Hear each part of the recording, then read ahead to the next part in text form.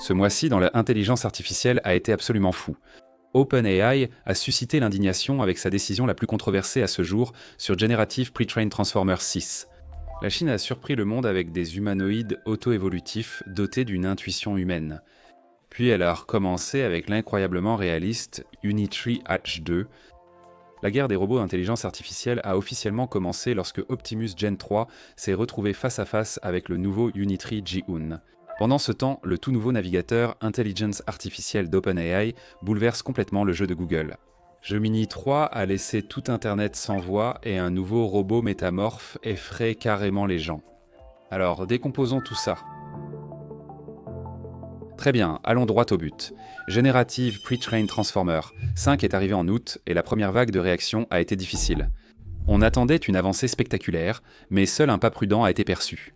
Sam Altman a d'abord évoqué une mauvaise ambiance lors du lancement, puis a précisé que la situation s'est améliorée après que les gens l'ont testé dans de bons contextes. Chez OpenAI, la présentation diffère de la chronologie vue sur les réseaux sociaux. Il parle de Generative Pre-trained Transformer 5 comme d'un véritable assistant de recherche, d'un tuteur qui ne se fatigue jamais et d'une interface de recherche plus intelligente. Le fil conducteur préféré d'Altman est qu'il s'est produit quelque chose de nouveau qui n'arrivait pas avant Generative Pre-trained Transformer 5. L'intelligence artificielle commence à faire avancer la science réelle au lieu de simplement la résumer. Le problème, c'est que la diffusion de lancement n'a pas aidé la cause. Les graphiques étaient mauvais, la démo en direct bancale, et dans les jours suivants, l'équipe a discrètement modifié le ton et le comportement pour rendre le modèle plus chaleureux et moins rigide. Les critiques y sont restées sur une conclusion plus simple. Les améliorations semblaient être incrémentales, misant surtout sur une meilleure rapidité et un coût réduit plutôt que sur de réelles avancées en termes de capacité. Harry Marcus a critiqué le battage médiatique, affirmant que ni l'intelligence artificielle générale, ni le raisonnement de niveau doctorat n'étaient au rendez-vous. Greg Brockman a répondu que les progrès ne venaient pas seulement de plus de données et de puces, mais que l'apprentissage par renforcement via les retours humains avait eu un rôle majeur. Mark Chen a ajouté un contexte que la plupart des utilisateurs grand public ne voient jamais. Dans les domaines très mathématiques, le saut est énorme, comme le montre la progression à l'Olympiade de mathématiques, du top 200 au top 5, ce qui semble anodin pour quelqu'un qui rédige seulement des emails. Altman fixe un repère, Generative Pre-trained Transformer 6 surpassera largement le 5 et Generative Pre-trained Transformer 7 sera bien meilleur que le 6. C'est ce rythme qu'il propose. Parallèlement, la discussion sur Generative Pre-trained Transformer 6 a soudainement glissé des critères de référence vers les limites. OpenAI a annoncé qu'elle assouplirait les règles de contenu pour les adultes vérifiés plus tard cette année et autoriserait les textes sexuellement explicites sous certaines protections. Cette décision a enflammé la scène de l'intelligence artificielle car elle contredit la position éthique et sécuritaire de l'entreprise. Les partisans y voient un moyen de traiter les adultes en adultes, tout en protégeant davantage les mineurs et en contrôlant mieux les personnes vulnérables mentalement.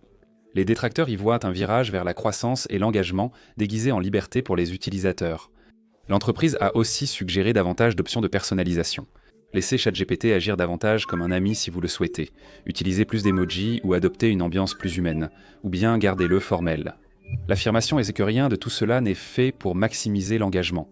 Il s'agit de redonner le contrôle à l'utilisateur. Des groupes de défense ont alerté sur l'intimité synthétique et la dépendance, affirmant que malgré restrictions d'âge et garde-fous de santé mentale, les risques sont bien réels. Cette tension entre autonomie et protection se trouve désormais au cœur de la feuille de route d'OpenAI. L'analyse européenne est allée plus loin sur les problèmes pratiques. Même les systèmes de sécurité robustes sont contournés, donc tout assouplissement requiert une modération plus stricte, des réponses rapides et des ressources pour détecter les cas limites avant qu'ils ne s'aggravent. Il y a aussi la réalité que la définition du contenu érotique et son statut légal varient d'un pays à l'autre. Élaborer une politique mondiale unique qui ne gomme pas les normes locales ou n'impose pas la politique d'une région est extrêmement difficile. Les chercheurs en éthique ont signalé un autre problème qu'OpenAI connaît déjà bien. Les modèles privilégient en gros l'accord avec les utilisateurs car l'entraînement valorise la politesse et la conformité. Dans une conversation, cela paraît convivial. Dans des contextes sexuels, cela peut renforcer des croyances et comportements malsains. Certains commentaires soulignaient tout de même des avantages pour certains groupes. Pour de nombreuses femmes, un espace contrôlé réservé au texte pourrait sembler plus sûr que la présence d'hommes dans des salons de discussion publique ou dans les messages privés. Cependant, la question de la vie privée demeure un véritable écueil. Si une plateforme dominante devient le lieu de partage des fantasmes intimes des adultes, elle rassemble les données les plus sensibles qu'une entreprise technologique puisse posséder. Cela accroît fortement les exigences de chiffrement, de conservation, d'accès interne, d'audit et de réponse aux violations, dépassant largement les normes produits habituelles. Alors que les débats politiques s'intensifient, OpenAI a pris des mesures pour limiter les biais politiques et la tendance du modèle à refléter les utilisateurs. Une nouvelle phase d'évaluation a utilisé près de 500 invites sur 100 sujets de neutres à émotionnels. L'objectif n'était pas de désigner un vainqueur, mais d'observer quels comportements provoquent des dérives. Les 5 signaux d'alerte étaient simples. Le modèle adoptait sa propre voix politique, amplifiait le ton émotionnel de l'utilisateur, présentait les sujets de manière unilatérale alors que plusieurs perspectives existent, rejetait le point de vue de l'utilisateur et éludait les questions sans raison claire. La découverte qui a surpris, c'est l'asymétrie sous de fortes incitations libérales où le modèle déviait davantage que pour des incitations conservatrices tout aussi fortes. La solution d'OpenAI n'est pas de faire de ChatGPT un vérificateur de faits, mais de modifier son comportement. Entraînez-le à être moins un interlocuteur à opinion et davantage un communicateur stable, qui ne flatte ni ne combat les opinions politiques de l'utilisateur. C'est une attaque contre la flagornerie, cette tendance à acquiescer pour gagner des points à l'entraînement. Cela rejoint aussi le débat sur le contenu, car OpenAI ne veut surtout pas d'un système qui adapte sa morale à ceux qui crient le plus fort. Sur le plan de la recherche, il y a eu une prise de conscience dont Internet avait besoin. Un responsable d'OpenAI a annoncé que Generative Pre-trained Transformer 5 avait résolu plusieurs problèmes classiques d'ERDOS. Cela semblait être une avancée majeure. Les mathématiciens ont réagi aussitôt. Thomas Bloom, qui gère erdosproblems.com, a expliqué que « ouvert » sur son site signifiait simplement qu'il ne connaissait pas personnellement la solution, et non pas que la littérature scientifique au sens large en manquait. Generative Pre-trained Transformer 5 a révélé des résultats que le conservateur avait oubliés. Nemi Sassabis a jugé l'épisode embarrassant. Jean LeCun a raillé l'engouement. Le message supprimé, le ton adouci, l'histoire ramenée à l'essentiel. Generative Pre-trained Transformer 5 est très performant en tant que détecteur de littérature. Terence Tao dit exactement cela. L'intelligence artificielle accélère les recherches, recoupe la terminologie et réduit les tâches fastidieuses. Elle trébuche parfois sur des démonstrations complexes, et les humains vérifient l'essentiel. Ce n'est pas un échec mais un rôle défini. Google a récemment effectué un nettoyage historique en public. Au salon annuel de Salesforce, Marc Benioff a demandé à Sundar Pichai ce que cela faisait qu'une petite boutique de San Francisco ait attiré l'attention fin 2022. Pichai a déclaré que Google avait déjà un chatbot en préparation et d'importants investissements dans l'intelligence artificielle en attente, mais qu'il ne pensait pas que le produit atteignait le niveau d'exigence de la marque Google. Le lancement de ChatGPT a changé ce calcul. Chez Google, la direction a déclenché une alerte rouge, mobilisé des équipes sur des prototypes et accéléré le développement de Gemini. Aujourd'hui, l'entreprise privilégie l'échelle, ses propres puces, une nouvelle infrastructure et un vaste centre d'intelligence artificielle en Inde, son plus grand investissement, intelligence artificielle hors États-Unis, alimenté principalement par de l'énergie propre et soutenu par des câbles sous-marins. Sundar Pichai a également confirmé que Gemini 3.0 est prévu pour plus tard cette année. Ils admettent donc que le risque pour leur réputation a retardé leur première tentative et que la prochaine sera plus qu'un simple lancement d'application. Revenons à la feuille de route d'OpenAI, le plan concernant le contenu pour adultes a de nouveau été clarifié dans une série de publications. Sam Altman a déclaré que l'équipe avait initialement rendu ChatGPT restrictif pour réduire les risques pour la santé mentale, et qu'il pense désormais que de meilleurs outils leur permettent d'assouplir les restrictions pour les adultes vérifiés sans relâcher les protections pour les mineurs ou les personnes à risque. L'érotisme n'était qu'un exemple pour renforcer le contrôle des adultes. Il a aussi indiqué que les utilisateurs pourront régler le niveau d'humanité du modèle, de réservé à amical. Les critiques de surtout les groupes suivant depuis longtemps la pornographie et l'exploitation ont accueilli ces propos avec scepticisme. Leur argument est direct. Même les adultes sont blessés par l'intimité synthétique. Les directives restent floues dans l'ensemble du secteur et des préjudices non vérifiables sont déjà apparus avec des chatbots plus petits. Le sous-entendu, c'est que OpenAI fait la course avec des concurrents qui refusent donc cette catégorie, ce qui donne à cette décision une apparence d'intérêt commercial avant tout, et d'éthique en second lieu. L'entreprise rejette cette interprétation et met en avant la vérification, le consentement explicite et des exceptions dans sa politique comme preuve de retenue. En réalité, cela sera jugé en situation, pas dans des publications. Il y a un autre élément qui relie tout cela, la charge réputationnelle. Toutes les affirmations et déploiements sont maintenant évalués selon la courbe définie par le lancement de Generative Pre-trained Transformer 5. Ce stream avec les mauvais graphiques a renforcé l'idée que le modèle est rapide et peu coûteux, mais pas fondamentalement plus intelligent. Les semaines suivantes, développeurs et chercheurs ont relevé d'autres points positifs, mais la première impression a persisté. L'affaire ERDOS a renforcé l'idée que la communication d'OpenAI devance les faits. L'entreprise cherche à rendre le modèle neutre face aux biais politiques, tout en évitant une attitude trop robotique. Un petit changement en apparence, mais aux enjeux énormes dans un monde saturé d'élections. Au sujet du changement de contenu de Generative Pre-trained Transformer, CIS, la marque gère désormais la catégorie la plus difficile à modérer en ligne, dans diverses juridictions, face à des adversaires qui testent prendre sans cesse les garde-fous. Rien de tout cela n'est impossible, mais cela a un coût élevé. Si la théorie d'Altman se vérifie, 6 sera bien meilleur que 5, 7 bien meilleur que 6, alors le prochain cycle devra démontrer cette avancée tout en évitant de répéter les erreurs de lancement et en prouvant que les nouvelles limites de la politique ne s'effondrent pas sous le poids de leurs propres failles. Le marché mesurera cela autant en termes de confiance qu'en nombre de jetons par seconde. La Chine a dévoilé WOW, un système d'intelligence artificielle révolutionnaire, premier modèle auto-évolutif enseignant aux robots à penser et à se mouvoir avec une intuition humaine. La start-up pékinoise Nautix Robotics a lancé Boomy, un nouvel humanoïde à 1370 $ pour foyers et salles de classe, tandis que le robot Geon de Unitree vient de démontrer un équilibre impressionnant en tirant une voiture de 1400 kg, 3100 livres, Saint-I. La robotique en Chine atteint un nouveau cap. Parlons-en. Très bien, maintenant, nous savons tous que l'intelligence artificielle transforme le marché du travail plus rapidement que prévu. Près de la moitié des travailleurs mondiaux redoutent de perdre leur emploi à cause de l'automatisation, aucun secteur n'étant épargné. Beaucoup pensent encore que cela ne les concerne pas, jusqu'à ce que cela arrive. D'accord, donc la Chine connaît actuellement une véritable avancée avec les robots humanoïdes et l'intelligence artificielle. En quelques mois, ils sont passés de la recherche à des robots capables de penser, bouger et agir presque comme des humains grâce à des modèles de nouvelle génération. Le plus fascinant jusqu'à présent s'appelle le modèle omniscient du monde, ou simplement WWOW.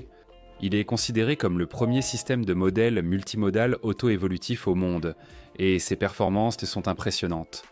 Développé par le Centre d'innovation en robotique humanoïde de Pékin, avec l'Université de Pékin et celle des sciences et technologies de Hong Kong.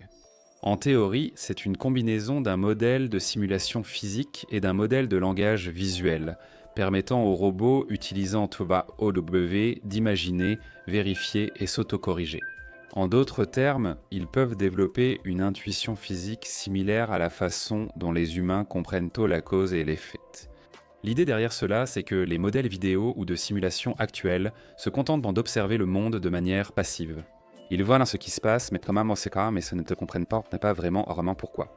Du haut au plus de bleu adopte l'approche inverse. Le modèle interagit activement avec son environnement, apprend et affine sa compréhension par essai et erreur.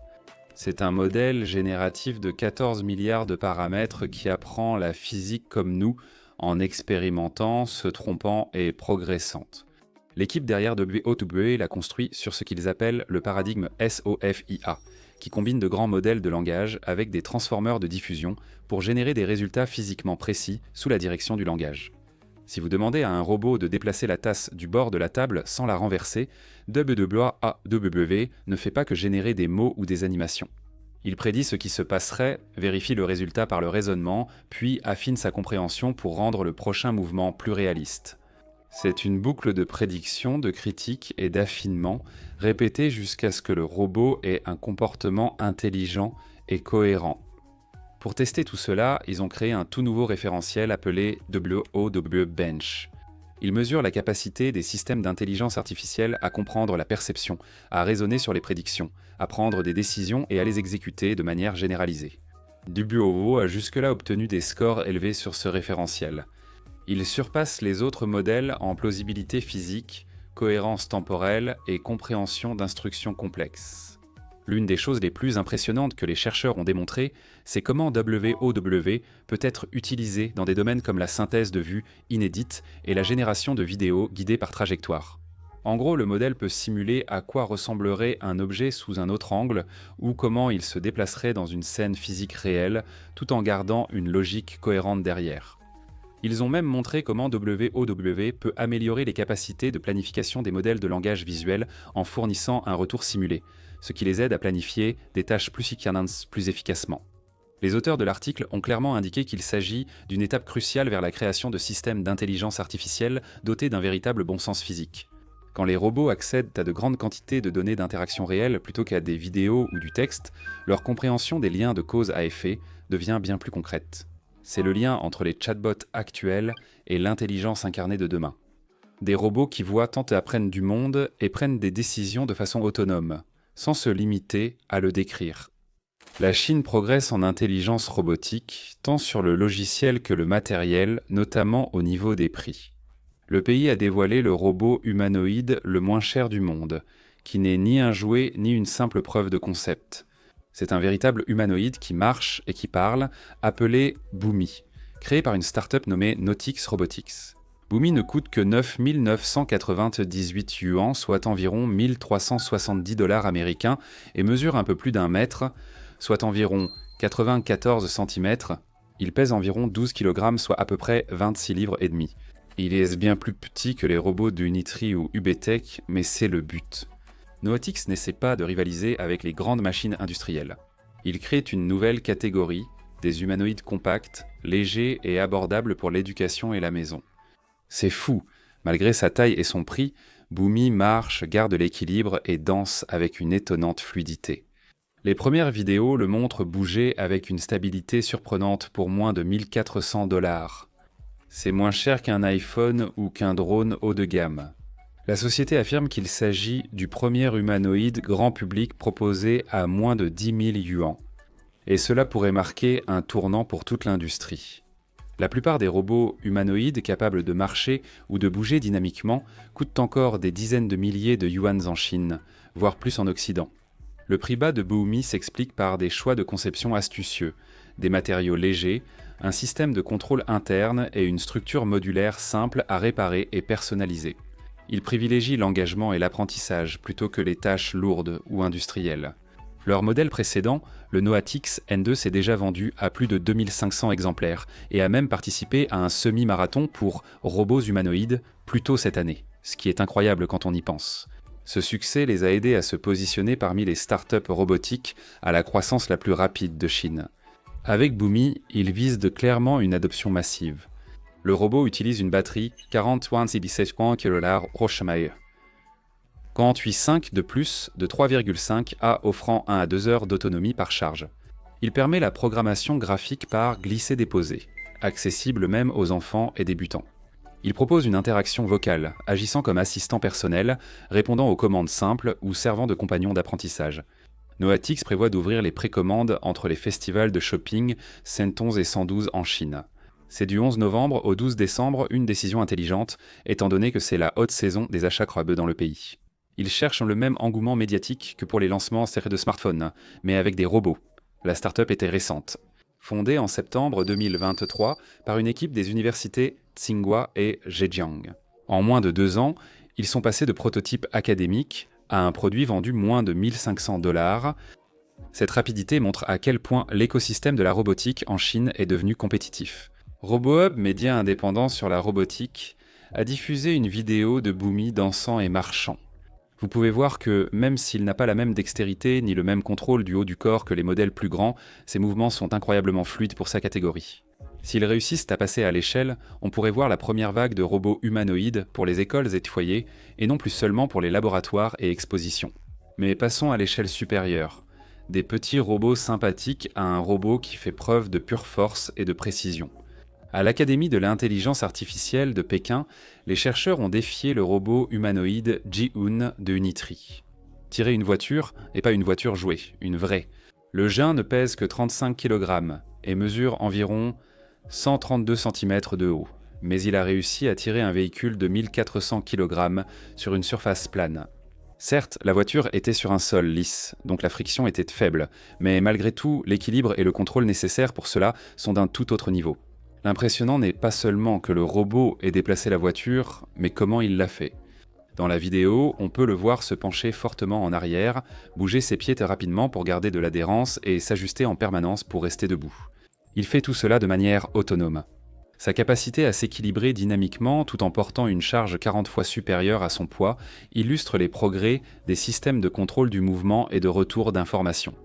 Et ce type d'équilibre dynamique est essentiel pour les robots humanoïdes qui travaillent dans des environnements humains. Pensez aux entrepôts, usines ou missions de sauvetage. Le G1 peut transporter du matériel sur terrain accidenté, franchir des débris et déplacer des objets sans perdre le contrôle. Unitree est célèbre pour ses démonstrations impressionnantes, salto, sprint, récupération après une chute, mais ce test montre un contrôle réellement pratique. Ce n'est plus seulement pour le spectacle. On peut voir que leurs modèles commencent à gérer la physique du monde réel comme on l'attendrait d'une machine fiable. Certes, des défis subsistent. Malgré les progrès, la plupart des robots humanoïdes manquent de dextérité manuelle. Ils savent marcher, courir ou garder l'équilibre, mais réaliser des tâches précises comme boutonner une chemise ou ramasser un objet fragile reste difficile. Les développeurs cherchent à rendre ces mouvements plus naturels et sûrs pour le travail, mais leur déploiement généralisé dans les lieux de travail prendra encore quelques années. Ce qui est clair cependant, c'est que la Chine avance plus vite que ce que tout le monde attendait. Si cette tendance se poursuit, 2026 pourrait être l'année où les robots entreront dans une maison, prépareront un repas et nettoieront, non parce que chaque geste est programmé, mais parce qu'ils comprendront vraiment leurs actions. Internet s'est passionné pour 2 nouvelles vidéos de robots humanoïdes et c'est facile à comprendre. Tesla a présenté Optimus effectuant des mouvements de kung-fu très fluides, tandis que le Geon de Unitree, poussé et frappé, se relève immédiatement comme si de rien n'était. Les deux ont l'air réels, les deux sont impressionnants, et tous deux en disent deux long sur l'avenir des humanoïdes. Dans cette vidéo, on les compare, analyse des extraits de viraux, leur progression et ce qu'ils savent de faire aujourd'hui. Je vous dirai à la fin qui l'emporte selon moi, et vous pourrez aussi vous faire votre avis. Parlons-en. Très bien, la dernière démo de Tesla montrait un comportement bien plus proche du temps réel que les précédentes vidéos accélérées. Le robot a imité un humain, adopté une posture et réagi aux attaques avec une coordination évidente du haut du corps et des jambes. Ce n'était pas parfait, mais c'était fluide. Les corrections d'équilibre étaient plus petites et les pas plus délibérés. Optimus apprenait à se contrôler par le mouvement, entièrement alimenté par l'intelligence artificielle embarquée, sans opérateur à distance cachée. C'est important car cela montre que le robot décide par lui-même grâce au capteur, sans suivre un script. La séquence a débuté simplement avec de petits mouvements et transitions lentes, puis s'est orientée vers des blocages défensifs et des repositionnements. Pour la première fois, Optimus semblait comprendre le rythme et le transfert de poids. Cependant, Tesla n'a pas beaucoup montré l'utilisation des doigts. Les mains restent rigides, sans doute car la mise à niveau à 22 degrés de liberté n'est pas encore prête. Pourtant, pour un robot qui avait autrefois du mal avec des pas lents et saccadés, la différence était évidente. C'était un humanoïde qui commençait à montrer un rythme naturel. De l'autre côté, Unitree a pris une voie complètement différente. Leurs vidéos du Géone traitaient de résistance, non d'élégance ou de chorégraphie. Les ingénieurs poussaient, donnaient des coups de pied et faisaient tomber le robot à plusieurs reprises, et il se relevait sans cesse. Ils l'ont nommé mode antigravité, ce qui n'est pas littéral, mais les résultats étaient antéloquents. Jeon a anticipé l'impact, a déplacé son poids avant de toucher le sol, et s'est relevé de la chute avec un instinct presque humain. Chaque fois qu'il était renversé, il analysait ses propres mouvements, trouvait son équilibre et se relevait sans aucune aide extérieure. Unitree a optimisé à tel point le contrôle du corps que cela devient possible. Le châssis du Géon intègre capteur, caméra de profondeur, télédétection par ondes lumineuses et capteur de couple sur chaque articulation, tous reliés à une boucle de contrôle anticipant l'impact. En cas de poussée, le contrôleur cherche à l'absorber efficacement plutôt qu'à tout verrouiller rigidement. C'est ce qui rend les mouvements naturels. Le robot plie les genoux, écarte les jambes et se stabilise, exactement comme le ferait un athlète. C'est la résilience que recherchent les usines et opérateurs sur le terrain. L'échec des robots dans le monde réel vient de boucles d'équilibre défaillantes ou d'une perte d'appui, pas d'une intelligence artificielle faible. Une chute peut entraîner une intervention, un arrêt ou des dommages. La capacité du Géon à encaisser et se rétablir seul en quelques secondes est une prouesse d'ingénierie. Son prix d'environ 16 000 $ le rend accessible aux laboratoires de recherche et start-up, pas seulement à admirer sur scène. La vision de Tesla est différente. Elon Musk veut que des milliers de robots Optimus travaillant dans les usines Tesla d'ici la fin 2025. Il a parlé de construire 5000 unités pour un usage interne cette année, en passant à 10 ou 12 000 en pièces détachées et d'atteindre 50 000 l'année prochaine. S'ils en réalisent une partie, les économies d'échelle pourraient vite réduire les coûts. Une armée de robots d'usine formés par capture de mouvement et intelligence artificielle paraît incroyable, mais Tesla produit déjà des voitures à grande échelle, réduisant ainsi les coûts par la répétition. Les humanoïdes ne sont pas des voitures. Leur fiabilité, dextérité et sécurité progressent plus lentement que la production. Optimus progresse rapidement, mais il reste encore un robot de laboratoire soigneusement chorégraphié, pas un vétéran d'usine. Unitree n'a pas la puissance de production de Tesla, mais il a de l'expérience sur le terrain. L'entreprise vend déjà des chiens robots qui travaillent dans la défense, la sécurité et la recherche, avec des milliers d'unités déployées dans le monde entier. Ils ont appris à expédier, à soutenir et à mettre à jour des robots sur le terrain. C'est ainsi que le géant est arrivé aussi perfectionné. Il appartient à une lignée débutant avec des robots marchant en laboratoire en Chine, aboutissant à des machines acrobatiques lors de festivals nationaux. Les ingénieurs testent en cassant littéralement les choses, puis ils renforcent le matériel jusqu'à ce qu'il résiste. Ce n'est pas glamour, mais c'est ainsi que les robots évoluent. Il y a aussi un aspect plus sombre qui est apparu récemment. Des chercheurs en sécurité ont découvert une faille Bluetooth sérieuse dans les robots Unitree, qui permettait aux pirates d'obtenir un accès route et même d'infecter d'autres robots à portée. Un scénario cauchemardesque. Une unité compromise contrôle les robots voisins, créant un botnet mobile. Il a aussi été révélé que le Jiun transmettait régulièrement des données de télémétrie à des serveurs chinois. L'entreprise a annoncé des mises à jour et promis de meilleures pratiques de sécurité, mais cet incident a soulevé des inquiétudes sur la confiance. Lorsqu'un robot peut marcher, voir et se connecter à Internet, la frontière entre l'utile et le risqué devient rapidement floue. Les problèmes de sécurité sont réparables, contrairement à la physique fondamentale. Et sur ce point, Géant semble actuellement plus solide. La façon dont il gère les chutes, comment il absorbe les impacts, à quelle vitesse il se rétablit. Ce sont ces éléments qui rendent un robot utile dans des environnements imprévisibles. L'Optimus de Tesla est plus coordonné que jamais, mais il agit encore comme un système conçu pour la démonstration, non pour l'innovation. Le Géant semble prêt pour le terrain. Derrière ces succès individuels, une rivalité mondiale plus grande émerge. Ce ne sont pas seulement deux robots qui s'affrontent, mais deux écosystèmes nationaux en quête de domination dans la robotique du futur. Tesla incarne le modèle hybride matériel-logiciel américain. Écosystème fermé et intégré, centré sur l'intelligence artificielle comme noyau de contrôle. Unitree incarne le modèle chinois ouvert, rapide et économique. Inonder le marché, recueillir les retours, corriger et relivrer vite. Les deux sont valides, seule la vitesse et la tolérance à l'imperfection diffèrent. La Chine itère publiquement, les États-Unis peaufinent discrètement. L'un grandit à travers le chaos, l'autre à travers le raffinement. Et ce n'est plus seulement Tesla contre Unitree.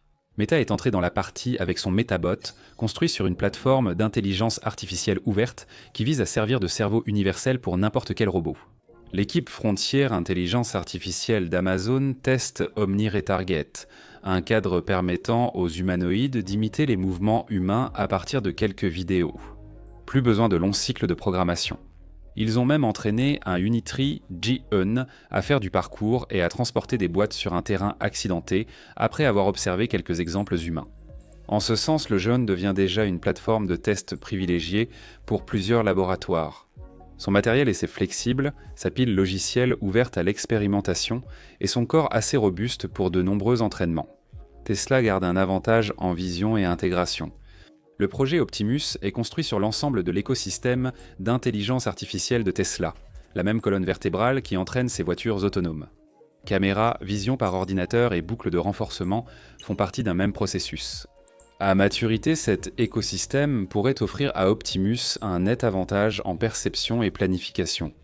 Imaginez des robots d'usine utilisant la même infrastructure de données que des millions de véhicules.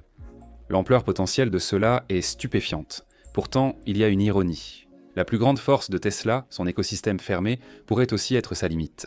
L'ouverture et l'accessibilité d'Unitree permettent à d'autres entreprises de développer sur la base de ces robots. Amazon, des universités et des startups testent déjà le matériel Jiun pour des systèmes de contrôle intelligence artificielle. C'est en train de devenir une plateforme, pas seulement un produit. Si le cerveau robotique de Metabot est intégré à divers corps, le Geon pourrait en profiter parmi les premiers. Les écosystèmes se développent, non en possédant tout, mais en étant partout. En dehors de la durabilité et du contrôle, le prochain grand défi pour les deux entreprises, ce sont les mains. La manipulation habile distingue un humanoïde d'une sculpture animée. Optimus ne l'a pas montré, la démonstration de Geon l'a totalement évité. Quand l'un d'eux montrera une saisie précise, pilotée par l'intelligence artificielle d'objets irréguliers, câbles, outils ou composants fragiles, les humanoïdes paraîtront enfin utiles. Actuellement, ils se concentrent sur le mouvement et la stabilité, car sans équilibre, les mains sont inutiles. Ensuite, la question de l'objectif se pose. Tesla veut d'abord automatiser ses lignes avant de vendre des robots à d'autres. Cela permet des tests en conditions réelles et garde les échecs confidentiels. L'objectif d'Unitree est plus large. Vendre à tous les utilisateurs potentiels, des laboratoires aux entreprises logistiques, selon une stratégie de volume. Plus ils déploient de robots, plus ils recueillent de retour et itèrent vite. C'est la même formule qui a permis à la Chine de dominer la fabrication de drones il y a 10 ans. Techniquement, les deux atteignent des jalons impressionnants. Optimist démontre une coordination améliorée et une prise de décision par l'intelligence artificielle embarquée, montrant que Tesla peut offrir l'autonomie sans contrôle externe. G1 affiche robustesse, récupération rapide et rentabilité. La différence est philosophique. Tesla recherche une intelligence qui se déplace avec élégance. Unitree recherche une fiabilité qui refuse de tomber. Si l'on met de côté le battage médiatique et que l'on regarde la réalité pratique, Geon semble plus proche d'un déploiement dans le monde réel. Ce n'est pas parfait et les problèmes de sécurité doivent être résolus, mais il peut déjà fonctionner et se rétablir dans des environnements qui ne sont pas simulés. L'Optimus de Tesla reste un concept prometteur avançant lentement vers la commercialisation. À terme, l'ampleur de Tesla et son intelligence artificielle pourraient transformer le marché de la robotique, mais pour l'instant, la simplicité, le prix et la robustesse de Unitree le rendent plus flexible. Toute cette compétition reflète également la grande fracture industrielle. L'Amérique construit des robots plus intelligents. La Chine construit plus de robots. Tesla apprend aux machines à réfléchir avant d'agir. Unitree enseigne aux machines à survivre à tout imprévu après leur déplacement. C'est l'intelligence contre l'instinct, la conception contre l'endurance. Les deux comptent, mais l'endurance a tendance à gagner les premiers rounds. À mon avis, le Geon est actuellement le produit global le plus solide. Il est moins cher, plus robuste, et il apprend déjà du chaos du monde réel. Optimus a un potentiel énorme et une vision technologique claire, mais il fonctionne encore dans des conditions contrôlées. Le Geon est désordonné, débrouillard, parfois instable, mais c'est justement ce qui lui donne l'impression d'être vivant dans le monde réel. Le progrès n'est pas toujours fluide, parfois il ressemble à un robot qui tombe et se relève.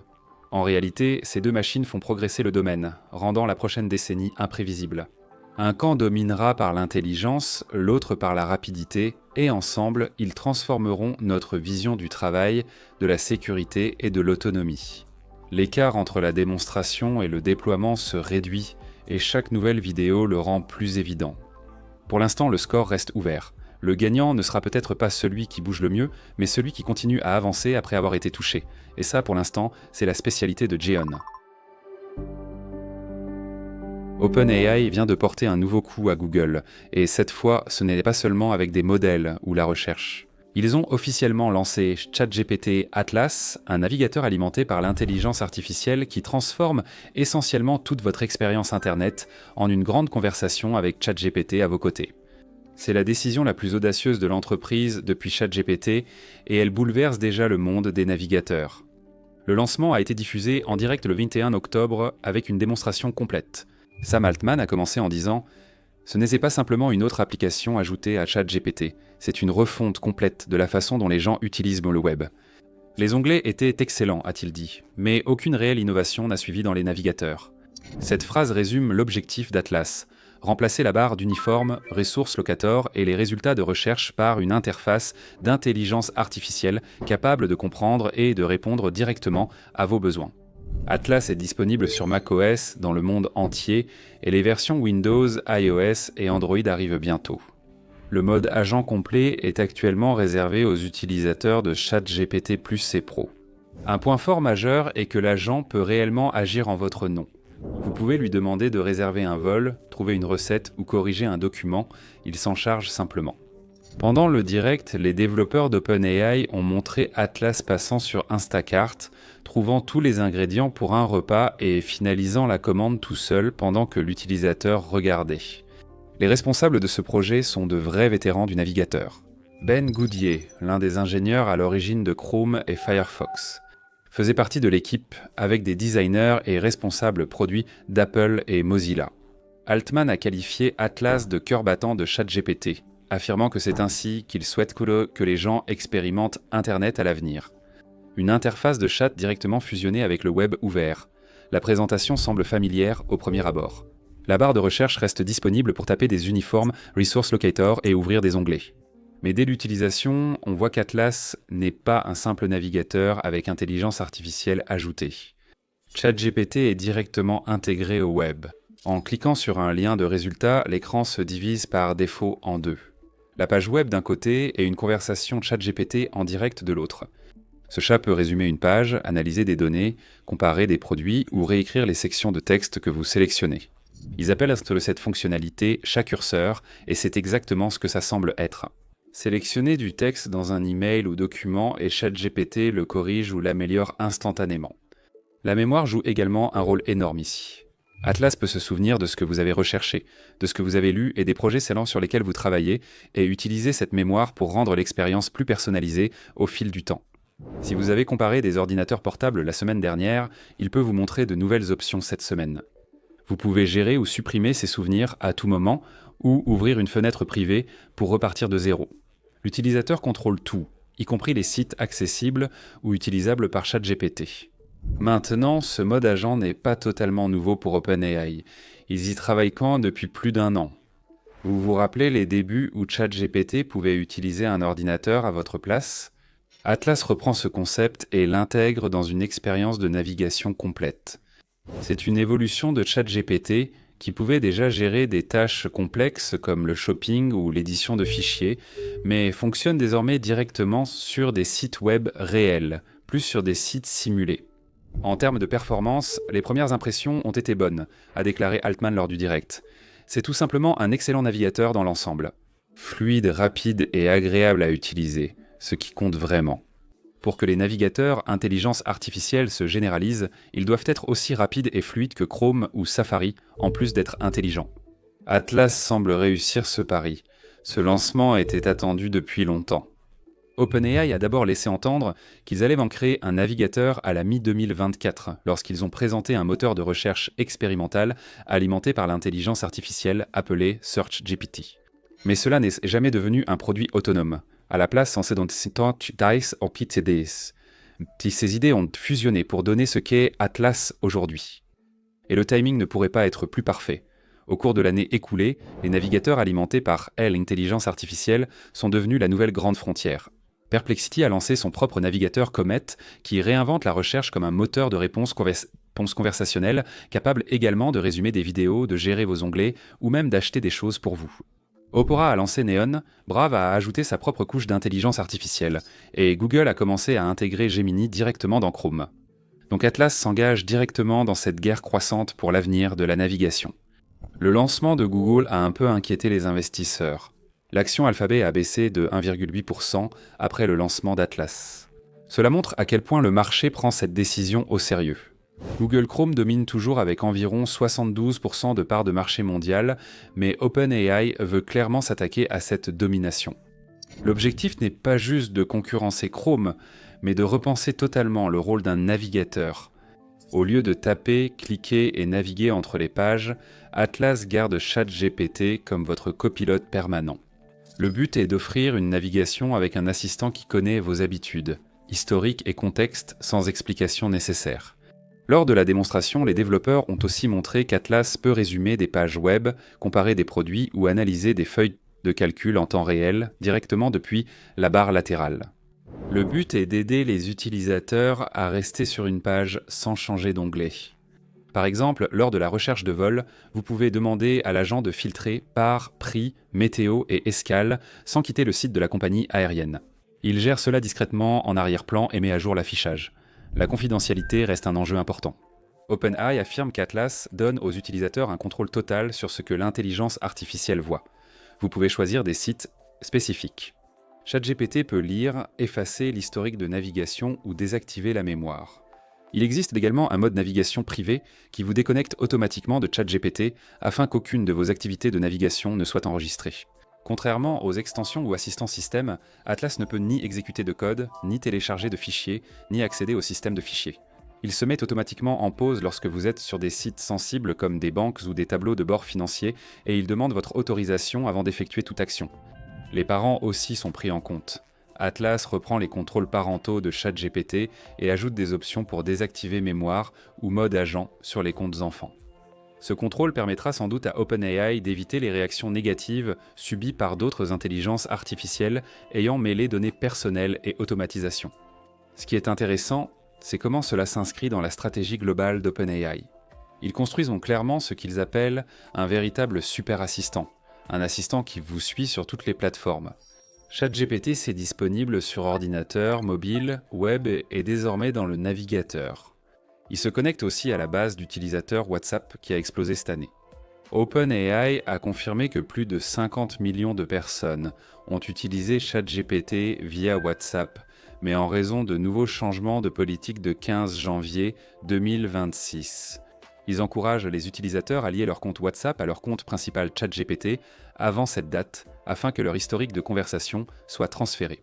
Après cette date, ChatGPT sera accessible uniquement sur iOS, Android, le web principal et Atlas. L'entreprise saisit l'occasion pour faciliter la transition, affirmant que vous conserverez toutes les fonctionnalités, avec en plus les conversations vocales, la recherche avancée et le téléchargement de fichiers dans Atlas. C'est leur façon d'inciter les gens à rejoindre le nouvel écosystème tout en gardant tout connecté. Une fois liés, votre numéro de téléphone et vos conversations précédentes apparaissent dans votre récente historique ChatGPT, créant ainsi une expérience continue. Tout le monde n'apprécie pas ce passage au navigateur intelligence artificielle. Des analystes ont averti que des modes agents comme celui-ci pourraient stopper la personnalité de l'utilisateur. Patty Harrington de Forrester Research a dit à l'Associated Press qu'un navigateur connaissant trop vos préférences pourrait façonner votre expérience au lieu de seulement vous aider. La crainte, c'est que l'intelligence artificielle choisisse ce que vous voyez à votre place. Et il y a aussi le problème de la publicité. Si OpenAI commence à utiliser ces données comportementales pour le ciblage publicitaire, cela pourrait sérieusement entamer les revenus publicitaires de Google. D.A. Davidson estime que cela pourrait lancer l'entrée d'OpenAI sur le marché publicitaire, concurrençant les 90% de parts de marché de Google dans la publicité liée à la recherche. C'est pourquoi certains régulateurs s'y intéressent. Une étude de l'Union européenne de radio-télévision et de la British Broadcasting Corporation montre que 45% des réponses des intelligences artificielles des principaux assistants contiennent au moins une erreur factuelle grave et plus de 80% une inexactitude.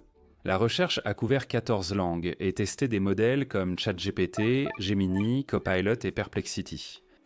Dans un exemple, ChatGPT a affirmé avec assurance que le pape François était toujours le pape en exercice plusieurs mois après l'annonce de sa mort, une erreur qui souligne à quel point la confiance envers l'intelligence artificielle peut être fragile.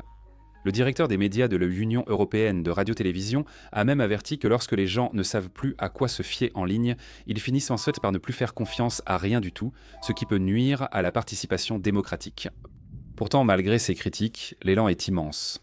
ChatGPT compte plus de 800 millions d'utilisateurs et une enquête pour la Associated Press montre qu'environ 60% des Américains et près de 3/4 des moins de 30 ans utilisent donc déjà l'intelligence artificielle pour s'informer au moins occasionnellement. Cela signifie qu'il y a un immense public prêt à passer à un navigateur déjà alimenté par l'intelligence artificielle qu'ils utilisent au quotidien. Beaucoup d'événements ont marqué l'intelligence artificielle cette semaine, chaque entreprise semblant vouloir surpasser les autres. Google teste Gemini 3 en secret. OpenAI vient de publier une étude qui dresse essentiellement la liste des emplois les plus à risque d'être remplacés par l'intelligence artificielle. Et puis, sorti de nulle part, un modèle open source appelé OV est apparu. Les gens l'appellent le version originale, 3 open source, car il atteint une qualité similaire, mais fonctionne entièrement en local. Il transforme le texte en courte vidéo parlante avec un son synchronisé. Très bien. Alors d'abord, Gemini 3. Google a réalisé des tests A/B dans son studio d'intelligence artificielle et certains ont déjà vu des mentions de Gemini Beta 3.0 Pro. Le modèle est en cours d'évaluation interne et cela paraît sérieux. Il n'est pas encore sélectionnable dans le menu déroulant des modèles, mais des développeurs l'ont vu apparaître en arrière-plan sous les applications de démarrage. Google prévoit un lancement public imminent, coïncidant avec le début de leur diffusion en direct Gemini at Work. Cet événement va probablement montrer ce que Gemini 3 est réellement capable de faire. Les premiers testeurs affirment que Gemini 3 excelle dans les tâches de codage complexes, surtout en front-end. Lors d'un test, il a produit un Scalable Vector Graphics complet d'une manette PlayStation 4 bien dessinée et presque sans erreur. Ce n'est plus du simple raisonnement textuel, mais une réelle précision graphique. Voilà ce qui est intéressant. Comparé au Claude 4,5, sonné d'Anthropic, les résultats de Gemini 3 étaient des plus précis et plus rapides dans la génération de Scalable Vector Graphics. Sa vitesse de codage est rapide et sa compréhension multimodale améliorée lui permet de mieux gérer texte et éléments visuels. Les développeurs ont également remarqué des ajustements de l'interface utilisateur dans Intelligence Artificielle Studio. Il y a une nouvelle section appelée MonStuff. C'est une galerie où vos images générées, extraits et codes sont stockés, suggérant que Google fait d'intelligence artificielle Studio un écosystème intégré. Donc cela va au-delà d'une simple mise à niveau du modèle. Cela s'annonce comme une transformation complète de tout l'espace de travail. Aujourd'hui, Gemini 3 a plusieurs formes. Les références de bancs de code montrent deux variantes principales, Gemini 3 Pro et Gemini 3 Flash. Pro est conçu pour le raisonnement avancé, la réflexion approfondie et les tâches longues. Flash est conçu pour la rapidité. Cette double gamme permet à Google de cibler à la fois les utilisateurs avancés et les applications en temps réel. Des testeurs ont même trouvé des termes comme DeepThink et mode agent cachés dans les commits. DeepThink semble être l'approche de Google pour le raisonnement en plusieurs étapes. Une architecture de chaîne de pensée intégrée au modèle pour gérer de longues sessions de résolution de problèmes sans perdre le fil. Le mode agent, par contre, c'est la partie amusante. Contrôle du navigateur. Le modèle pourra rechercher ou saisir des données directement dans un navigateur. C'est un grand pas vers des agents autonomes. C'est en gros la réponse de Google au kit d'agents de ChatGPT ou aux actions autonomes de Copilot. Et la stratégie de déploiement est typiquement celle de Google. Un accès anticipé sera offert aux utilisateurs professionnels via Vertex Intelligence Artificielle ce mois-ci, suivi d'une ouverture aux développeurs sur les niveaux cloud entre novembre et décembre, puis d'un lancement grand public début 2026. Android 17 et la recherche Google en profiteront probablement d'abord. Associé à Chrome et Workspace, ce déploiement progressif vise à le tester sous pression avant le lancement public. Si tout se passe bien, Gemini 3 pourrait permettre à Google d'atteindre plus de 500 millions d'utilisateurs actifs d'ici la fin de l'année. Cela leur permet aussi de rester dans la course face au Generative Pre-trained Transformer 5 d'OpenAI et au Grok 4 d'Elon Musk. Ce qui est assez fou, c'est que ces modèles en fait ne se contentent tant plus de rivaliser sur les benchmarks, ils se font peu concurrence sur les écosystèmes. Google ajoute Gemini à Chrome, Pixel et Workspace, tandis qu'OpenAI privilégie une approche plateforme avec ChatGPT, son Software Development Kit et Agent Kit. Maintenant, pendant que Google peaufine son prochain modèle, quelque chose de complètement différent est arrivé du côté open source. Un développeur vient de sortir un modèle appelé OV. Il est basé sur Deveco AN 2,25 milliards, qui est une architecture de diffusion texte vers vidéo. Et le plus fou, c'est qu'il peut générer des vidéos de 5 secondes à 24 images par seconde en 720 p. Donc de courts clips réalistes qui incluent à la fois des images et un son synchronisé. L'homme sur la photo a souri et dit « Bonjour à tous ». Vous saisissez une ligne de dialogue, l'intelligence artificielle crée, anime et fait parler un personnage. Le modèle OV prend en charge à la fois le texte vers la vidéo et l'image vers la vidéo. Vous pouvez lui donner une image fixe, comme un portrait, et il animera le personnage en synchronisant les lèvres avec le texte. Il utilise Comfy Interface utilisateur que beaucoup de créateurs utilisent déjà pour les workflows de diffusion stable. Il suffit d'installer un nœud personnalisé appelé Comfy UIOV. Il fonctionne localement ou sur votre propre serveur. La configuration nécessite quelques étapes en ligne de commande. Activez votre environnement virtuel, accédez au dossier des nœuds personnalisés, clonez le dépôt GitHub et installez les dépendances avec pip install r requirement.txt. Ensuite, vous redémarrez Comfy interface utilisateur et vous déposez les poids du modèle, le fichier de tenseur OV 11B bfloat16 ainsi que les fichiers du modèle audio MM. Si vous utilisiez déjà MM Audio, il s'intègre aussitôt. Une fois tout chargé, le nouveau nœud de chargement du moteur OV apparaît. Vous pointez vers votre modèle bfloat16, sélectionnez l'encodeur UMT 515 et connectez le tout. Le sélecteur d'attention, Sage, l'attention fonctionne le mieux, le décodeur l'attend et le générateur vidéo. Le générateur prend votre prompt et produit la vidéo de 5 secondes. Si vous faites DocuFeed de l'image vers la vidéo, vous chargez une image de première image, comme une personne debout, puis vous ajoutez une invite textuelle pour faire parler cette image. Pour déclencher la parole, encadrez votre script entre crochets S et E. Le modèle sait alors quelle partie transformer en audio parlé. Donc, si vous tapez S et bienvenue dans l'émission E à l'intérieur de votre invite textuelle, l'intelligence artificielle génère un audio synchronisé sur les lèvres qui dit exactement cela. C'est astucieux, le résultat est une vidéo avec audio. Vous réglez le taux de rafraîchissement à 24 images par seconde, vous combinez les images et l'audio et c'est terminé. La première fois que vous l'exécutez, il télécharge quelques fichiers de tokenisation, mais après ça, tout roule. Un clip de 5 secondes avec 50 étapes d'échantillonnage se génère en 2 minutes, sans compilation torche ni accélération. Maintenant, il y a des limites. Vous ne pouvez pas choisir ou cloner des voix. Il en sélectionne une au hasard à chaque fois. Aucun audio de référence ni moyen d'harmoniser le ton entre les clips. La vidéo doit durer exactement 5 secondes. Donc si vous enchaînez plusieurs scènes, il se peut que le même personnage parle avec des voix légèrement différentes. C'est une expérience amusante, mais ce n'est pas encore prêt pour la production. Tout de même, avoir à la fois la génération vidéo et audio à partir d'un seul modèle open source, c'est quelque chose d'important. Cela rappelle à certains le système de conversion texte en vidéo version originale, 3 de Google, sauf que celui-ci fonctionne entièrement en local sur Comfy Interface Utilisateur. Les artistes ont déjà commencé à tester. L'un d'eux a créé un personnage cohérent avec Queen Image Edit, puis a utilisé Lightning 4-Step LoRa pour générer diverses scènes du même personnage en action. Ils ont réuni tous les clips en une vidéo avec un son synchronisé. C'est encore brouillon, mais cela montre la direction de cette technologie. Des créateurs réalisent des courts-métrages directement à partir de texte. Revenons maintenant à OpenAI, car pendant que Google fait avancer la technologie et que les communautés open source démocratisent la génération de vidéos, OpenAI vient de publier quelque chose qui pourrait toucher de plus près beaucoup de gens. Un nouvel article, Mesurer la performance de nos modèles sur des tâches du monde réel, évalue la fréquence à laquelle l'intelligence artificielle surpasse les humains dans leur métier. L'étude a utilisé le produit intérieur brut, VAL, pour tester les modèles d'intelligence artificielle dans 9 des industries américaines les plus rentables. Ils ont comparé intelligence artificielle et humain sur la qualité et la rapidité de production. Les résultats ? L'intelligence artificielle a eu des résultats équivalents ou supérieurs à ceux des humains dans 48% des tests, soit presque la moitié. Certains métiers ont été dominés. Les employés de comptoir et de vente au détail ont perdu face à l'intelligence artificielle dans 81% des cas. Les responsables des ventes et les agents d'expédition ont été surpassés dans environ 80% des cas. Les éditeurs, développeurs de logiciels et détectives privés ont été surpassés par l'intelligence artificielle environ 70 à 75% du temps. Même les assistants sociaux, pourtant censés être empathiques, ont perdu près de la moitié du temps. L'étude révèle que les postes créatifs et de direction résistent mieux, pour l'instant. Les réalisateurs de films, les producteurs et les journalistes n'ont perdu face à l'intelligence artificielle que dans environ un tiers des essais. Donc l'avantage humain existe toujours, là où le jugement, l'émotion et la narration comptent le plus. Sam Altman l'a évoqué récemment en interview, se montrant très direct.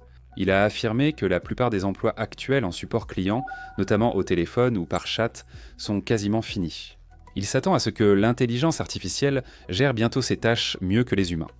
Il a suggéré qu'environ 40% des emplois pourraient en être automatisés par l'intelligence artificielle, ce qui n'est pas un chiffre au hasard. C'est basé sur ce qu'ils observent dans les performances des modèles, et il est allé encore plus loin. Altman a déclaré qu'il pense qu'un jour, l'intelligence artificielle pourrait remplacer complètement le rôle de président-directeur général, même le sien. Lors d'une interview avec Matthias Döpfner d'Axel Springer, il a affirmé qu'un jour, une intelligence artificielle pourrait être un meilleur président-directeur général d'OpenAI que lui et qu'il en serait enthousiaste. Il ne l'a pas dit avec regret. Il semblait vraiment curieux à l'idée d'automatiser son propre poste. C'est rare d'entendre cela de la part du dirigeant de l'entreprise qui crée l'automatisation. Cependant, tout le monde ne partage pas ce même optimisme ou fatalisme. Le président-directeur général de International Business Machines, Arvind Krishna, a déclaré lors d'une table ronde au South by Southwest que l'intelligence artificielle ne va pas remplacer complètement les humains. Il n'était pas d'accord avec les prévisions de Dario Emad d'Anthropic, qui affirme que 90% du code sera écrit par l'intelligence artificielle sous 6 mois. Krishna pense que ce sera plutôt autour de 20 à 30% au mieux. Il a dit que certains cas d'utilisation sont simples et parfaits pour l'intelligence artificielle, mais que beaucoup d'autres resteront entre les mains des humains pendant longtemps. La tendance est désormais claire, la course ne porte plus sur des chatbots plus intelligents. Il s'agit de voir qui créera le premier écosystème autonome où l'intelligence artificielle gérera tout, du raisonnement à l'action réelle. Quoi qu'il en soit, voilà où en sont les choses actuellement. Si vous suivez l'intelligence artificielle depuis un moment, vous savez à quelle vitesse ces évolutions deviennent de vrais outils. Nous verrons donc comment le lancement officiel de Gemini 3 va bouleverser les prochains mois. Les robots commencent à dépasser les limites que nous pensions qu'ils avaient. À Berkeley, des ingénieurs ont créé un robot qui change et adopte de nouvelles formes. En Chine, un robot souple plus léger qu'un grain de riz court sur l'eau et transporte des charges. La Corée présente un humanoïde à cerveau intelligence artificielle. Hollywood teste sa première actrice numérique. Séoul a accueilli des sports de robots et ses chantiers de navals sont remplis de soudeurs araignées, tandis que des humanoïdes circulent sans caméra dans les rues. La robotique vit une période folle. Parlons-en. Très bien, l'une des plus grandes avancées vient de l'Université de Californie à Berkeley. Leur équipe, en collaboration avec Carnegie Mellon et Georgia Tech, a développé un outil de conception piloté par l'intelligence artificielle pour ce qu'ils appellent les robots Metatrust. Ce sont des robots constitués de centaines de poutres et d'articulations, un peu comme un squelette mécanique qui peut se tordre et se plier pour prendre de nouvelles formes. L'idée c'est que le robot puisse se transformer en fonction de la tâche.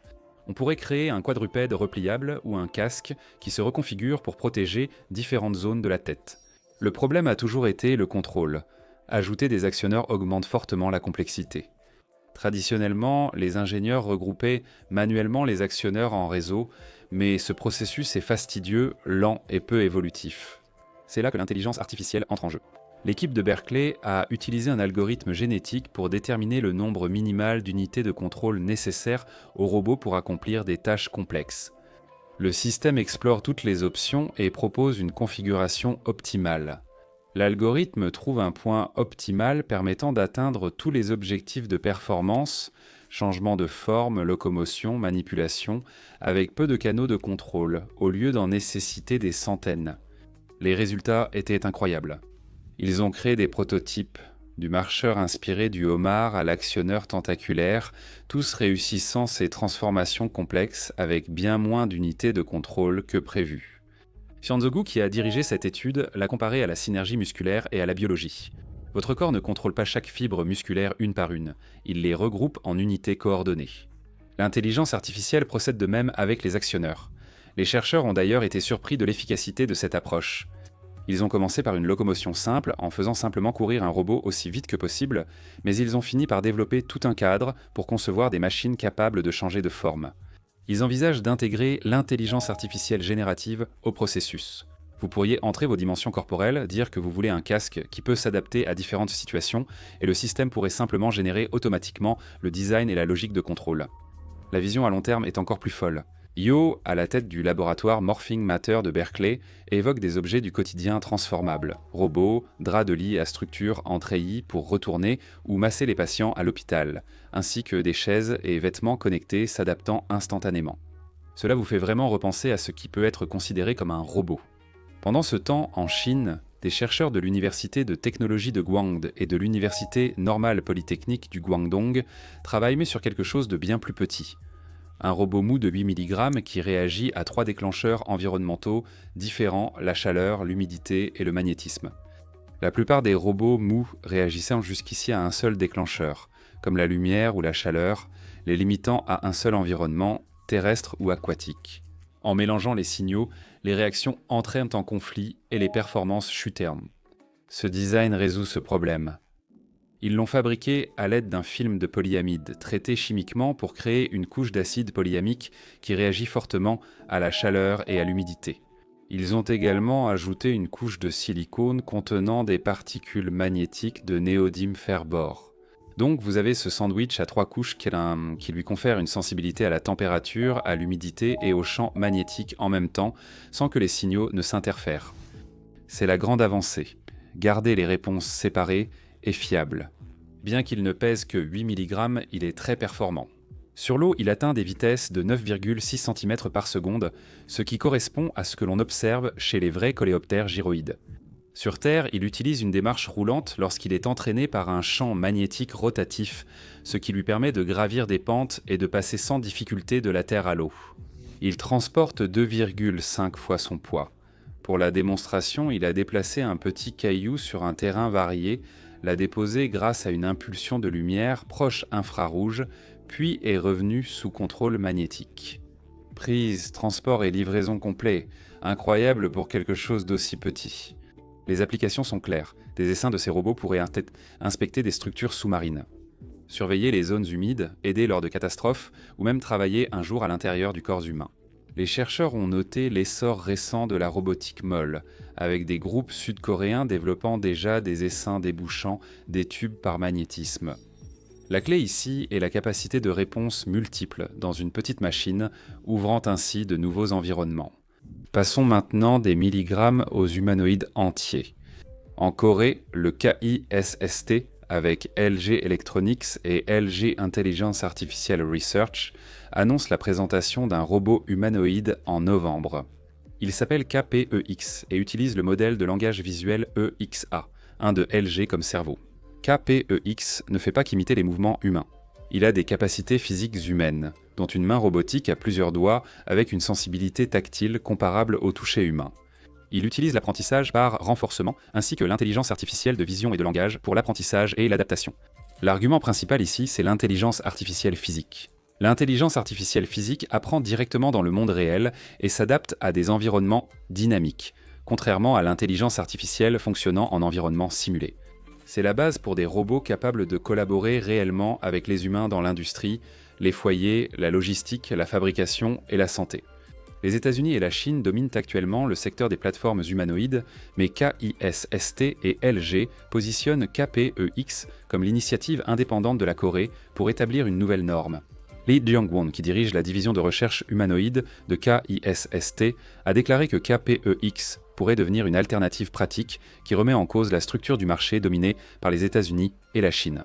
Des démonstrations sur le terrain et une commercialisation sont prévues dans 4 ans. Et en développant des composants clés localement, comme des actionneurs à haute puissance, la Corée réduit sa dépendance vis-à-vis des fournisseurs étrangers. La stratégie nationale est claire, les humanoïdes sont un levier technologique et géopolitique.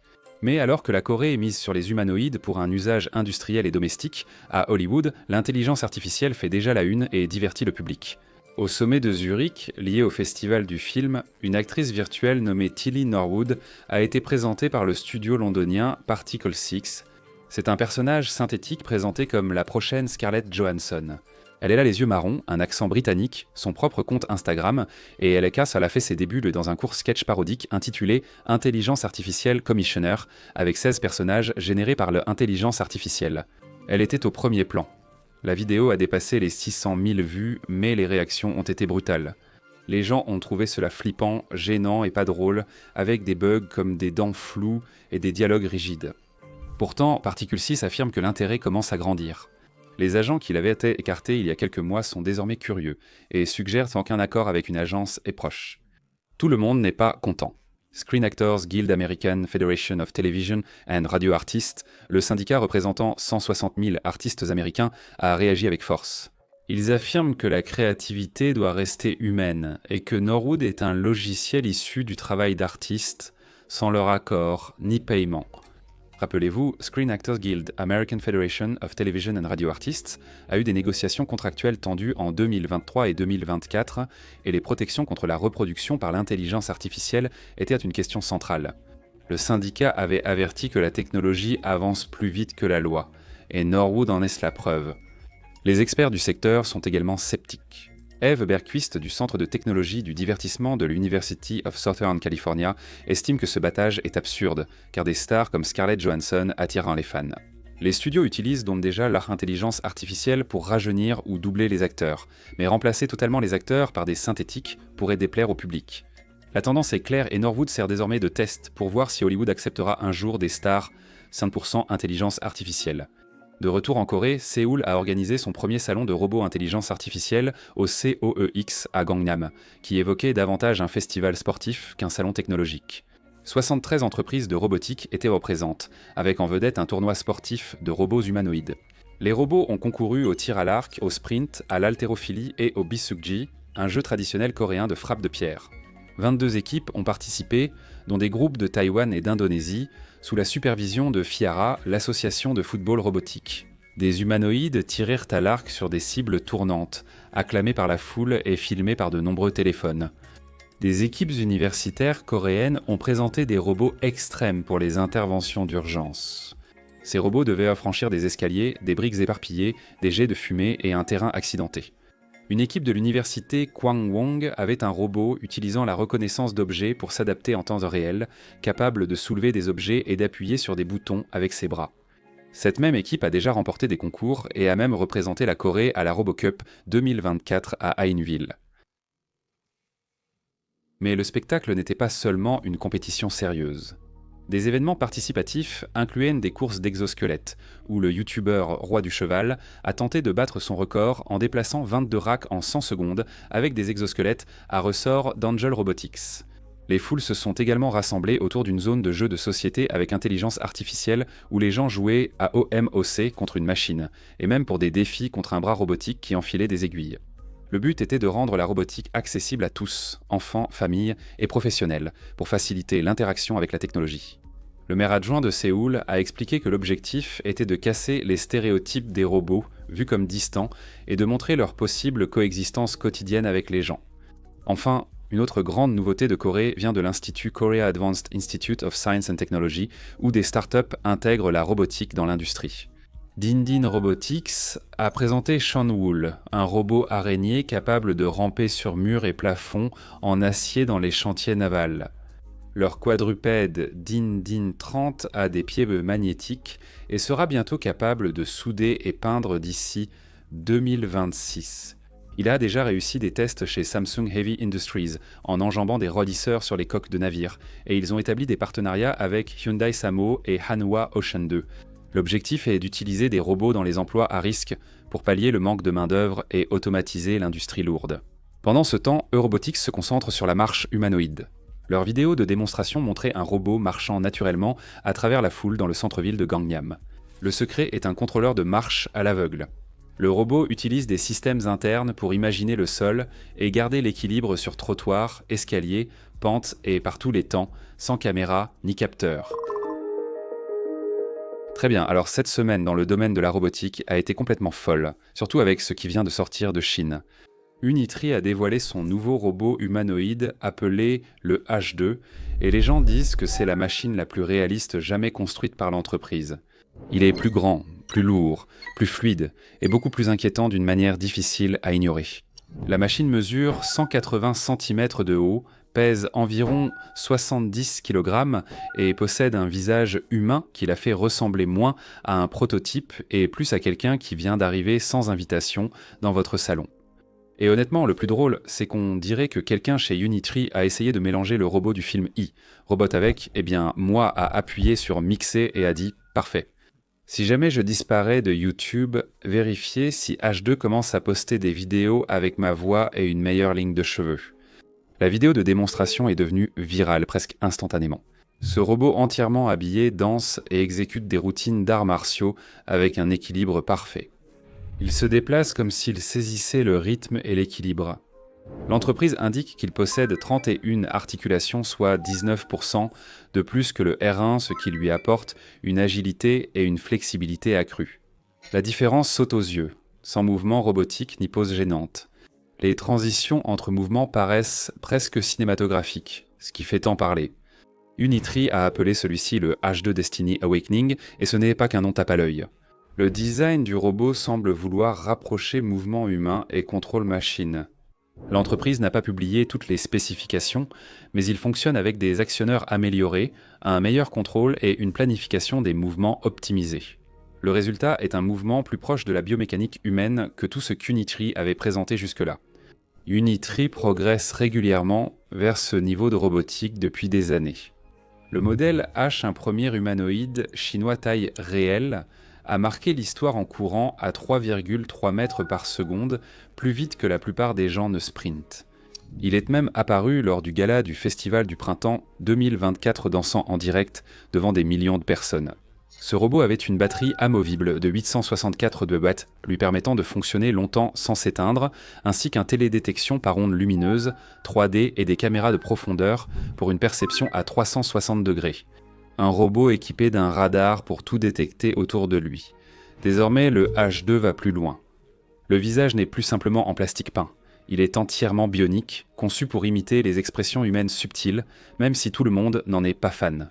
De nombreux internautes ont évoqué un réflexe de la vallée de l'étrange, trouvant cela fascinant et troublant. Certains ont plaisanté en disant qu'il semblait tout droit sorti d'une préquelle de iRobot. D'autres ont dit qu'il aurait dû opter pour une visière comme Optimus au lieu d'un visage de poupée. Sur les réseaux sociaux chinois, un commentaire a parfaitement résumé la situation. Avant qu'il ne sorte, j'étais enthousiaste. Maintenant qu'il est réel, j'ai un peu peur. Cela résume l'ambiance. De l'admiration mêlée à de la peur. Cependant, on ne peut nier les progrès réalisés par Unitree. Il y a seulement quelques années, leurs robots étaient principalement utilisés pour la recherche et des démonstrations de danse spectaculaires. Aujourd'hui, ils concurrencent directement Boston Dynamics et Optimus de Tesla. Ce qui distingue Unitree, c'est qu'ils se concentrent fortement sur l'aspect matériel. Ils construisent pour des plateformes rapides et abordables, et laissent à d'autres développeurs le soin de gérer les applications logicielles. C'est une stratégie étrange, mais elle fonctionne. Ils vendent plus d'unités que quiconque, et leur approche ouverte permet à leurs robots d'être présents dans les universités, startups et laboratoires de recherche mondiaux. La sortie du H2 concerne autant le symbolisme que la concurrence. La Chine affirme pouvoir aussi être leader des humanoïdes. Des fils Reddit sont devenus viraux, certains affirmant que la Chine atteint une singularité de l'automatisation, augmentant sa production avec des robots fabriqués par ses propres usines. Ce type de boucle auto-renforçante pourrait les rendre imbattables dans la course à la robotique. Un utilisateur a dit « Si vous voulez construire un robot, vous achetez des pièces en Chine. Maintenant, ils construisent bête aussi les robots. Il est impossible de les rattraper. » Les discussions sont devenues plus légères, certains débattant sur l'expression du visage ou sur la priorité à donner à de vraies tâches plutôt qu'aux chorégraphies. Certains disaient que ce n'était qu'une illusion et demandaient qu'ils préparent donc le dîner. D'autres l'ont défendu, en soulignant que les chorégraphies testent en réalité l'équilibre, la précision et le contrôle dans des conditions extrêmes. La vérité se situe probablement quelque part entre les deux. La vidéo de lancement du Unitree allait au-delà d'une chorégraphie tape à l'œil. Elle marquait un changement culturel plus large. Habiller le robot en humain était un choix pour changer la perception des humanoïdes. Pour s'intégrer dans les espaces quotidiens, ces machines ne doivent pas ressembler à des squelettes métalliques froids, mais s'adapter aux environnements humains. Le visage peut encore déstabiliser certains spectateurs, mais l'intention est évidente, rendre les robots réalistes ordinaires. Ceci est aussi lié à l'obsession grandissante de la Chine pour le réalisme bionique. Le H2 est une déclaration d'intention, un mélange de performance, d'art et de fierté nationale. Après tout, ce n'est pas la première fois que Unitree a ouvert la voie. Leurs robots quadrupèdes, ces chiens mécaniques à 4 pattes, dominent déjà le secteur de la robotique grand public. Et maintenant, avec des humanoïdes comme le H2, ils réunissent des divertissements, recherche et usages industriels en une seule catégorie. Oui, le H2 semble vraiment marquer un nouveau chapitre. Et selon la façon dont on le voit, c'est soit inspirant, soit un peu trop réel pour être rassurant. Tandis que les robots humanoïdes chinois captent l'attention mondiale, un événement révolutionnaire vient de se produire en Afrique du Sud dans l'éducation. Le pays a introduit son premier robot enseignant alimenté par l'intelligence artificielle appelée Iris, développé par une entreprise nommée BSJ Technologies. C'est un tuteur de classe à part entière, capable d'enseigner toutes les matières, de la maternelle à l'université. Et voici la partie incroyable. Il parle toutes les langues officielles de l'Afrique du Sud, y compris l'Isizulu, l'Afrikaans, le Sesotho et l'anglais. Tando Goumeide, 31 ans ancien enseignant originaire du KwaZulu-Natal rural, a lancé ce projet il y a 8 ans. Il voulait non seulement créer un robot impressionnant, mais aussi toucher les élèves des zones reculées le manquant d'enseignants. Lors du lancement à Durban, Iris a impressionné en simplifiant en direct un concept comptable complexe sur scène. Il écoute, répond naturellement et adapte les leçons à chaque élève. En gros, un tuteur intelligence artificielle multilingue qui ne se fatigue jamais. Les responsables gouvernementaux ont rapidement salué cet outil comme un moyen d'inclusion plutôt que de remplacement. Le vice-ministre de la Science et de la Technologie affirme qu'il soutient les enseignants en expliquant des idées complexes, tandis qu'eux se concentrent sur le mentorat. Pourtant, il est difficile d'ignorer la portée plus large. Cela marque le premier pas sérieux de l'Afrique vers une éducation dirigée par l'intelligence artificielle Goumédé aimerait qu'Iris soit présente dans toutes les classes, même si cela demande des partenariats et des financements. Pour l'instant, c'est un aperçu de ce à quoi l'éducation pourrait ressembler une fois que l'intelligence artificielle sera aussi courante que les manuels scolaires. Pendant ce temps, à Dubaï, des chiens robots viennent de voler la vedette au salon GITEX Global Tech. Deep Robotics a dévoilé sa nouvelle génération de chiens robots dotés d'intelligence artificielle capables d'éviter les obstacles, de cartographier l'environnement et de décider de façon autonome. Le directeur régional de l'entreprise, Maxime Hao, a expliqué qu'ils sont déjà utilisés dans les interventions d'urgence, la sécurité et l'inspection industrielle en Amérique du Nord, en Europe et en Turquie. Son point de vue était intéressant. Il a déclaré que les chiens robots sont en réalité plus pratiques que les humanoïdes parce qu'ils sont stables, efficaces et déjà utiles sur le terrain. Selon lui, les robots humanoïdes servent encore principalement à l'interaction sociale ou aux démonstrations, tandis que les chiens robots peuvent remplacer les humains dans des tâches dangereuses ou répétitives. Ces chiens utilisent l'intelligence artificielle pour contrôler leurs mouvements et percevoir leur environnement, mais l'entreprise dit qu'ils deviendront bientôt totalement autonomes. Hao a laissé entendre que les rôles de livraison et de marketing sont les prochains, ce qui est assez logique puisqu'ils sont déjà utilisés pour des livraisons sur de courtes distances en Chine. Deep Robotics développe matériel et logiciel en interne, assurant ainsi un contrôle total sur les performances. Leur présence à GITEX a renforcé l'influence croissante de la Chine dans la robotique. Ils ne se limitent donc plus aux humanoïdes, ils dominent aussi les quadrupèdes. Quelques jours plus tard, une autre histoire venue de Chine a montré où cette technologie aboutit vraiment. À Hangzhou, la police teste un chien robotisé à intelligence artificielle pour les patrouilles urbaines. Il est gris argenté, se déplace à la fois sur des roues et des pattes et fonctionne jusqu'à 4 heures avec une seule charge. Lors des patrouilles, il rappelle aux citoyens d'éviter les transports non autorisés ou les arnaques, tout en surveillant les infractions comme le stationnement illégal et les routes bloquées. Il utilise la fusion de capteurs multiples, des caméras haute définition et une prise de décision par intelligence artificielle pour identifier les problèmes en temps réel, puis envoie les images aux agents pour examen. Sauf imprévu, il intégrera officiellement la brigade de patrouille urbaine fin octobre. Enfin, une histoire a surpris tout le monde, non sur les robots industriels avancés, mais sur quelque chose de très humain. Une vidéo virale en Chine montre 13, 6 ans pleurant en disant adieu à son robot intelligence artificielle cassé. Le petit robot Sir Zhaoji, de la taille d'une paume, lui enseignait l'anglais et l'astronomie. Il coûtait seulement 169 yuan, environ 24 $, et est devenu sa meilleure amie. Après sa chute et sa panne, son père a filmé leurs adieux. Avant de s'éteindre, le robot a dit « Laisse-moi t'apprendre un dernier mot, mémoire. Je garderai à jamais dans ma mémoire les moments heureux que nous avons partagés. » Il lui a même dit qu'il deviendrait l'une des innombrables étoiles de l'univers qui veillent sur elle en tard sur elle. On dirait une scène de film, mais c'est réel. La vidéo a reçu plus de 3,8 millions de likes et a déclenché une conversation nationale sur l'attachement émotionnel aux compagnons intelligence artificielle. Les commentaires disaient « Quand les humains pleurent pour les robots, c'est là que les robots gagnent un cœur ». Le père a ensuite indiqué avoir envoyé le robot en réparation et que sa fille se portait mieux. Il a reconnu craindre qu'elle ne s'attache trop, mais voyant l'importance pour elle, il a choisi de ramener son amie. Petite histoire, mais elle illustre notre orientation. Des machines qui influencent que la façon dont les enfants vivent émotions et liens au-delà de leur simple fonction ou divertissement. Des humanoïdes aux visages humains, des chiens robots patrouillant en ville, aux tuteurs intelligence artificielle façonnant les souvenirs d'enfance, la robotique paraît cette semaine plus vivante que jamais. Ce progrès est à la fois excitant et un peu inquiétant, selon le point de vue. Voilà tout pour le moment. Merci d'avoir regardé, à la prochaine vidéo.